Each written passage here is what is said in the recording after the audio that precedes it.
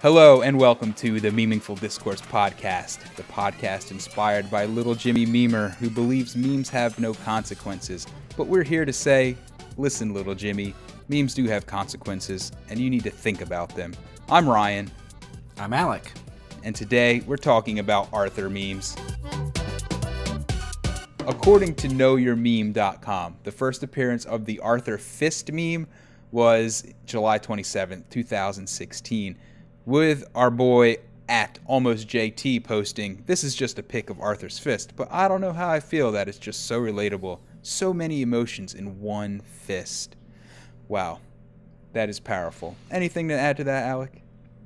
It started as just a pic, but now it's the most relatable Arthur pic on Twitter, I would say. It's become more than just a pic. Now it's its own emotion and set of emotions. Definitely. It's become a feeling now. It is a feeling. Do you feel it? I did feel it. Over the summer, I felt it hardcore. Like, everything I saw on Facebook was Arthur fist, and I didn't understand why, but that's what a good meme is, right? You just don't understand. Did you notice on Facebook for a week, they just replaced the thumbs up like with an Arthur fist? For like a whole week, like, you didn't like things, you gave it the Arthur fist. That was an official Facebook update. I remember that. Yeah, you remember, yeah. So... well, we got a little bit ahead of ourselves. The very next day, July 28th, what was his name?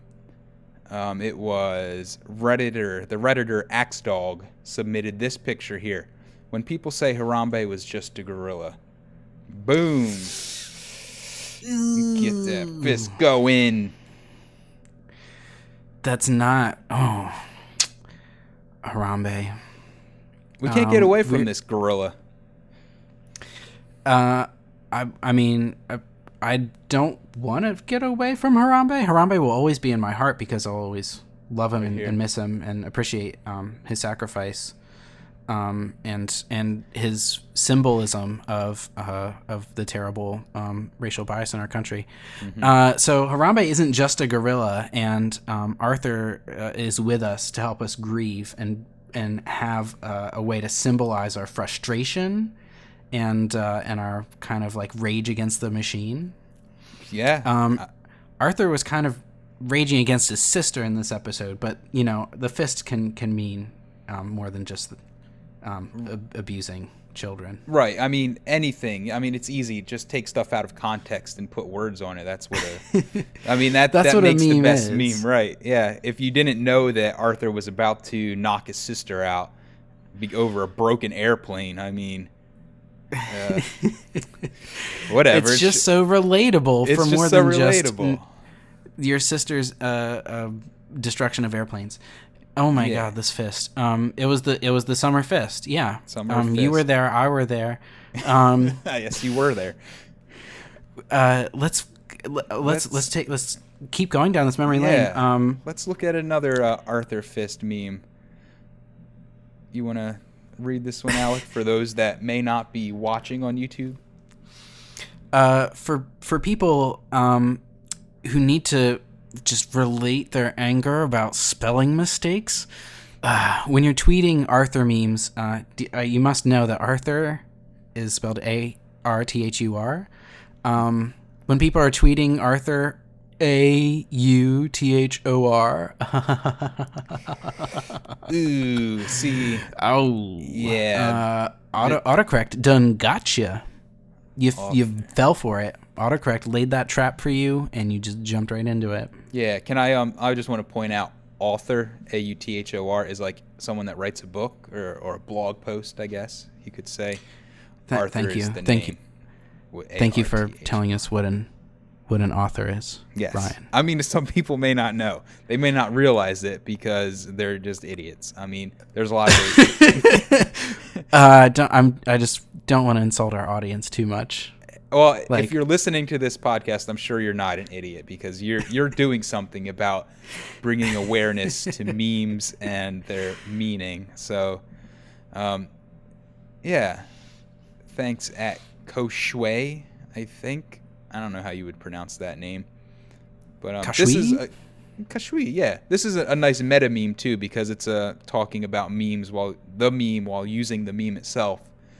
Like, I don't know. It's fun. Memeception.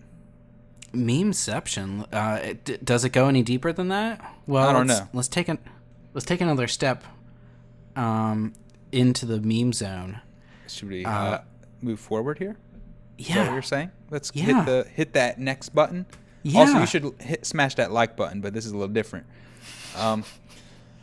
So this is one of my favorites that I found. When you offer somebody food and they say yeah, Arthur Fist. Because this is one of my pet peeves. I need your help a little bit in describing this to me, because when we're assembling this slideshow, I think you put it in. I wanted to save this discussion for the show, but I don't really get this one. You don't really get this one. Okay, so you offered somebody food. Yeah, and they accepted your offer. Right. I don't understand the frustration. I'm going to break this down to you. It's all about Okay. like manners and expectations and trying to be polite. So you know, Okay. all right, Alec, I've got a candy bar. No, let's say Sure. I have Reese's cups. How about that? 2 Reese's cups. I bought them for me, right? But Sure. when I go to eat it, it just so happens that you're sitting next to me. And I say, just out of sheer social expectations, that this is something that we can go off on a tangent, because I'm not quite sure where this social expectation comes from. It's something to do with like maybe communism, or like I think it comes from the Midwest. Like I've seen this is like almost like a part of like being nice culture, just like valuing niceness over honesty. But yeah, like I know what you're talking about, right? Yeah. So you offer saying the food. something and offering something, but you don't mean it. Yeah. So that's why myself, I never offer anyone anything, even if like never, because I know I don't really mean it. So why would I even pretend like, oh, would you like a Skittle? No, you can't have not one Skittle. They're my Skittles because I bought them. And if you ask me for a Skittle, I might consider it, but you shouldn't be mad if I say no. So with this Arthur meme here, when you offer someone food and they say, yeah, you get mad because they're not supposed to accept. Like me also. If someone offers me food, No, they're not supposed to accept as bullshit. No. I'm calling you on that because, like, if you make an offer, you have to be willing to deal with the consequences. You're trying to escape your consequences, right. Just like little Jimmy Memer. And an offer should be made in earnest, right? Like, I think the balance of values, niceness versus honesty, is something like, of course, we want to be kind to each other. We want to treat other people with respect, and like you want to honestly tell someone like when something is genuine. Like I feel like there's the onus is on the person giving the offer to be honest about the offer. Right. I think that's the bottom line. That is, and the I've bottom seen line. this. I've seen this play out in our culture in a way that like surprised me, to where like I've heard, like, one of my friends grew up in the Midwest in Minnesota, and her mom told her that when someone invites you to a party, you have to say no. Like the default is no, because then you get the honest offer of like, no, I really want you to come to this party. Aww. Then you get like the genuine invitation after you turn it down the first time. So she like didn't do any, she was like not a social outgoing person By accident. like in high school and college, because of this like weird cultural assumption that like people were lying to her all the time when they offered her, like she went to college and people were like, hey, you should come hang out. And she was like, no. And they just thought, okay, she's the person who doesn't want to be friends with us or doesn't care about like, no, like this kind of valuing niceness culture has like weird cultural twists and cul-de-sacs of how it affects people's expectations and lives in a way where like, can't we just value honesty and make honest offers. Like, I think you've chosen honesty, right? You've just chosen don't to offer offer at all. nothing. Yep. Yeah, no, zero offers. You No, get I get nothing. that. That's a very George Costanza solution to the problem. Right. Wow. Well, I didn't think that this meme would. I mean, that's the point of a good meme too, right? All of what we just said is contained within this meme, right? There you go. Good job, Arthur Fist. I don't know who made this one because the name is not attached, so I'm sorry I can't give credit. Let's move on to the next little slide here that we got. I think we've gone real deep, and I just want to take a few lighthearted slides from here on out. I just want to kind of like have a little fun with it. Can we just do that for once? I guess that's what this is all about. We just some couple of boys having some fun. Can we just be a couple boys having some fun? Although, yeah. Anyway. So when you see, we're on the next slide. Yes, we when are. you We on are. Twitter Yes. and all you see is the same meme. When you're on when you're on a YouTube video and all you see is the same fist over and over. Yeah, I'm done. I'm done with it. All right, so this is like part of the zeitgeist of like July 27th, 28th. Like, yeah, it was already. Timothy here. Wow, I didn't. Timothy here is just like, I'm done with this fist. Let's move on. Let's go to the next slide, please. Yeah. Let's see something about Arthur that's not a fist. Well, hold on. Yeah, we'll get to a non-fist, but I want to say that this meme here combines two memes in one. Like the fist is not just the crisp fist; it's the one where it's like blurry on the sides. That was it's a little like it has like a triggered filter. Yeah, that's just for those that can't see it. I think it's important to make YouTube videos for the visually impaired. This is a nice way to engage a wider audience. Yeah, well, that's not a joke. Like that's like sorry, I'm sincere. not laughing at blind people. Jeez, I know a blind guy on YouTube. I just found his channel. It's really interesting. He has a blind YouTube channel. That's pretty awesome. Yeah, I'll link it. It's the Tommy Edison Experience. I'll put a link below because I think it's really interesting. Yeah, I want to check that out. All right, so we're on the next slide here from @birthdaysuit. Wow. Anyway, do you want to go ahead and describe this meme to our audience? Wow, this is still July 28th. This is still July 28th. Yeah, like Arthur kind of blew up a little bit here. This was a fun kind of like mashup of Muffy doos. Here we've got Muffy Crosswire, who is seen with different hairstyles throughout Arthur. And sometimes you're like all dressed up. You got your wig on and you're out, and like you like get back to a comfortable place, and he say, make yourself comfortable, and you're just like, I'm taking this wig off. I'm done with this wig. Yeah, let's get comfortable. Isn't that nice? Yeah, that's when you can just like cut loose and like just go natural. Yeah, and I assume that it's held on by that bow in her hair. She just like unsnaps the bow, and it's like, all right, I'm comfortable. This got 9,400 retweets. That's insane. It's so relatable. It's so relatable. Let's see what we got next. Arthur with his little headphones on his. Oh yeah. Arthur's headphones are on his head, but they're not on his ears. And it says the caption is, "Yeah, I'm gonna listen to your SoundCloud, bro. I got you." But he's not actually listening to it because that's not how headphones work, Arthur. Yeah. Arthur's ears don't do headphones like that. No, that's not how Arthur's ears are, and that's hilarious. I love it.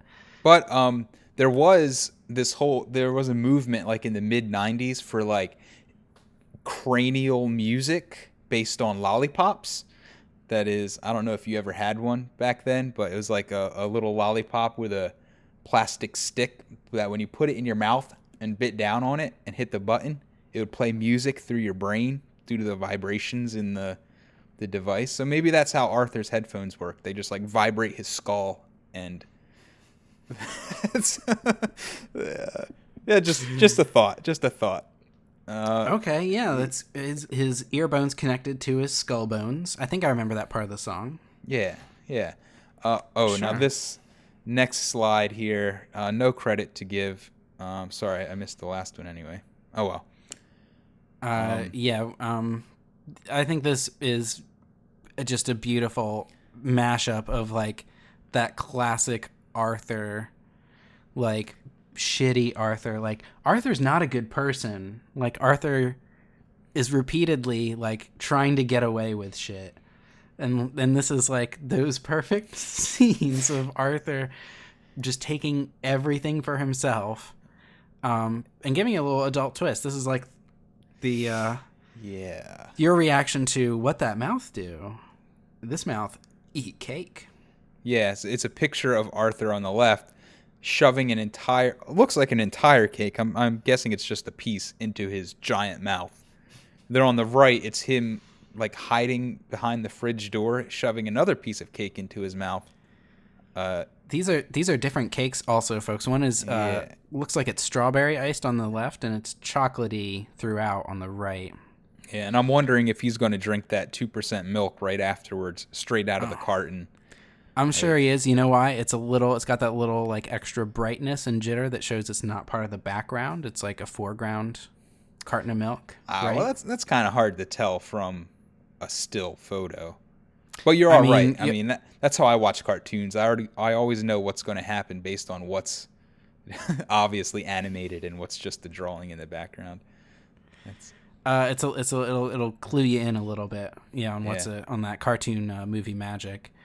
Although that might be less of a thing these days with modern Arthur being generated by computers and not hand drawn. Definitely. So are there any after this? Do we have anything? Oh, we have some charts here. We have some interesting stats. We got some numbers to look at. Yeah, I mean, they're not anything special. It's just Google Trends, which only tracks Google. But since Google runs the world, it's kind of a big deal. Yeah, this'll do for understanding. I mean, like pretty much what everyone's searching. People were really curious about Arthur's Fist and really got into it. After this first tweet kind of launched a late July meme culture phenomenon of finding relatable Arthur images and putting adult captions to them. Yeah, so here's the 12-month. As you can see, Arthur's Fist was almost non-existent. Although I don't know what those the small hills are, the small peaks in February and October of last year. I don't know why people are searching Arthur's Fist at that time. But, I mean, almost JT felt like that fist was just so relatable. Like maybe he drove the traffic for a little bit just because he had those emotions and, so many of them and kept coming back to the fist and being like, you know what, there's something about this fist. There's something. And then we go to the 90-day chart on that. July 25th, nothing. And then kaboom.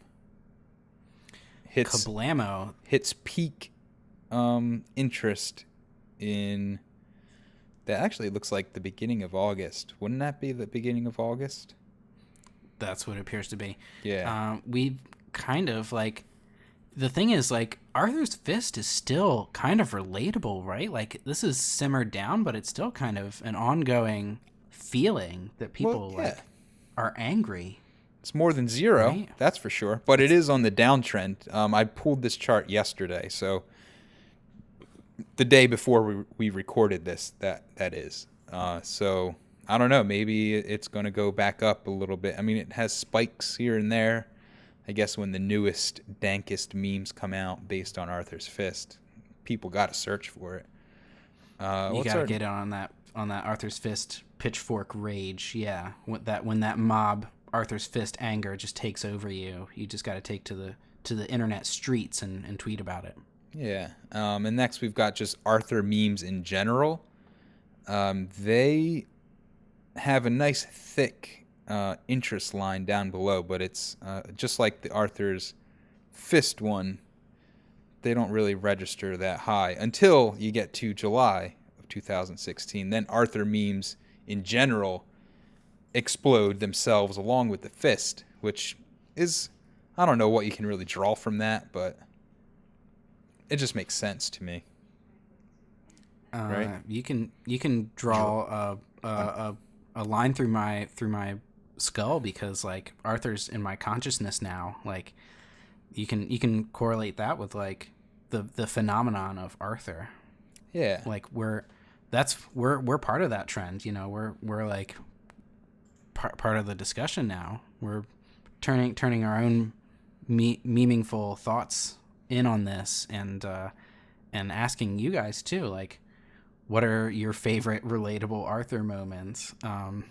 What about this fist is so meaningful to you? And I think we have one more. Oh, what is that? What's that? Yeah, we do. Poking through. So speaking of Arthur memes in general, this little guy here, Mr. Bunny Rabbit, correct me if I'm wrong, but his name is Mr. Bunny Rabbit, right? His name is Binky his name is Bill Barnaby. His name is his name is Barnaby. Come on, you knew it before the show started. His name is Buster Baxter. He's a rabbit. His dad's name is Mr. Rabbit. Don't call him that. Don't call me that. That's my dad's name. So yeah, it's him. It's little old little dude sitting here at the computer saying, "You really think someone would do that? Just go on the internet and tell lies?" Question Who does mark. that? Why would they do that?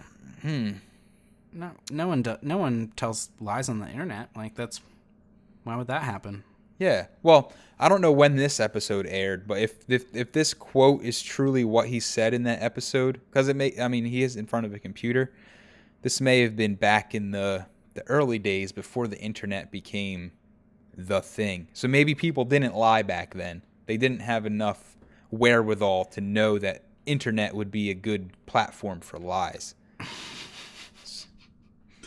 I mean, maybe. I think there's a good amount of early internet that the lies can really seep in, and there's a fun article about the evolution of the Street Sharks TV show wiki, like descriptions of all the episodes, where one person on the internet created a bunch of fake Street Sharks TV episodes. Just outright fabricated a bunch of things like the female street shark, and everyone started remembering, their favorite street shark was the female one. Like these fabricated things on the internet became a part of people's consciousness and like triggered false memories in a way that the point of the story is, if there's something as like esoteric and tiny as a community of people who talk about street sharks, like you can get in some, like, the noise gets a little bit fuzzier to that signal, right? When you dig into things that fewer people care about and care to fact check on the internet. Well, maybe that can be our next niche channel. We'll start a channel dedicated to street sharks and setting the record straight. I remember all the Street Shark VHS copies that never existed. Yeah, and doing commentary track layers over them, setting the record straight about what's actually happening in this show, because it's very important to set the record straight. Yeah. Well, on that note, I hope that this episode was somewhat informative or made you think a little bit about Arthur memes and Arthur fists and memes in general. I'd say we had a pretty good time. Did you have a good time, Alec? I had a great time. Leave a comment. Let us know what memes we should check out in the next episode. Maybe we should do some Street Sharks, because that would be kind of fun. You remember those things? Yes, I do, and I'll tell you a little story after we... This is not current at all, except for this like weird little article. Like, we also wanted to capture that lightning in a bottle. I don't think that's Street Sharks right now. No, not right now. But yeah, anyway, so thanks for watching. Make sure you do leave a comment, like Alex said. Let us know what we should talk about next. And if you like this, hit that like button, as they say. And subscribe maybe, because you don't want to miss the next episode. I mean, who wants to do that? That'd be a bummer. Would be a bummer. Oh, and if you're listening to this on an actual podcast, when we get to that, leave a review on iTunes. I hear those are good. Anyway, I'm Ryan. I'm Alec. And this has been the Memeingful Discourse Podcast. Podcast. Good try. We tried. We almost synced up there.